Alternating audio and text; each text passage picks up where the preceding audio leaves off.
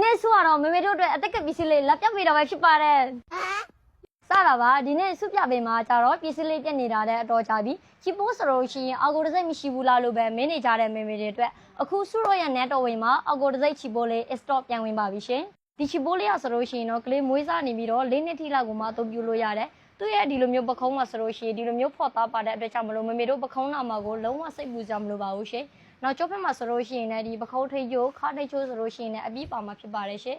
အရှိဘက်မှာဆိုလို့ရှိရင်တော့ဒီလိုမျိုးကလေးရဲ့ခေါင်းထိပ်မှာဆိုလို့ရှိရင်ပုံမှန်ခေါင်းထိပ်နေနဲ့မတူဘူးသူ့မှာဒီလိုမျိုးဖော့လေးပါမယ်နဲ့ဘေးဘက်မှာဆိုလို့ရှိရင်လည်းကလေးခေါင်းကိုထိပ်တဲ့အခါမှာ weight ကိုထက်ခဲနေအောင်ဆိုပြီးတော့ဒီလိုမျိုးကျဲသီးလေးနဲ့အထိပ်နဲ့ပါမှာဖြစ်ပါတယ်ရှင်နောက်ပြီးတော့ဒီလိုမျိုးနဘေးတစ်ဖက်ချက်နဲ့အရှိဘက်မှာဆိုလို့ရှိရင်အိတ်ကက်လေးတစ်ခုစီပါပြီးတော့ဒီရှစ်ကက်အိတ်ကဆိုလို့ရှိရင်လည်းအကြီးအများကြီးထည့်လို့ရတယ်သူ့ရဲ့နောက်ပြီးတော့ဒီရဖက် zig နာလေးမှာဆိုလို့ရှိရင်တော့ဒီလိုမျိုးခေါင်းထိပ်အပြော့လေးတစ်ခုပါပြီးတော့သူ့မှာကျတော့ဒီလိုမျိုးကျဲသီးလေးပါတော့မေမေတို့တက်စီရတဲ့အခါမှာလည်းလက်ကူပါတယ်ရှင်သူ့ရဲ့စိတ်ကိုကအော်ဂိုဘေဘီဖြစ်တဲ့အတွက်ကြောင့်မလို့ဒီပစ္စည်းရဲ့ quality အကြောင်းကိုတော့မေမေတို့သိပြီးသားဖြစ်မှာပါမောင်ချင်တဲ့ဆိုလို့ရှိရင်တော့အခုမြင်နေရတဲ့ TikTok Messenger တွေ့ Messenger တို့ကနေမှာယူလို့ရသလို Viber နဲ့ပဲဖြစ်တဲ့ခွန်9ခေါ်လေးလေး3 688နဲ့ခွ8ခေါ်8နဲ့3343ညာ Viber နေပြီးတော့လဲဆက်သွယ်မှုလို့ရပါတယ်ရှင်။အလားအဖြစ်ဆိုလို့ရှိရင်တော့400လောက်ရှိတာမလို့မေမေတို့ကအခုပဲ CB မှာလာရွေးလိုက်ပါနော်။